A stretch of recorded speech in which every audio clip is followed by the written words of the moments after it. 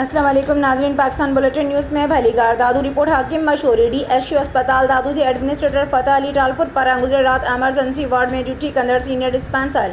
अब्दुल गफूर गरमानी के हिरासत करे कारगन कंदड़ एडमिनिस्ट्रेटर फ़तह अली टालपुर खिलाफ पैरामेडिकल नर्सिंग स्टाफ पारां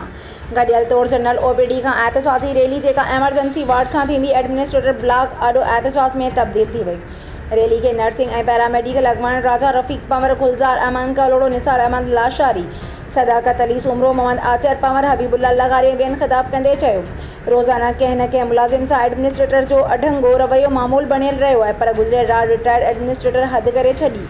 असांजे सीनियर मुलाज़िम खे बाजिंसी गारियूं ॾिनियूं आहिनि। अहिड़े अमल जी सख़्त लफ़्ज़नि में मज़म्मत करियूं त अॻवाननि सिहत खाते जे अख़्तियारनि खां मुतालबो कयो त रिटायर्ड एडमिनिस्ट्रेटर फ़तह टालपुर खे फ़ौरी तौरु हटाए मुलाज़िमनि सां इंसाफ़ कयो वञे, न त एहतजाज जो दाइरो वधायो वेंदो।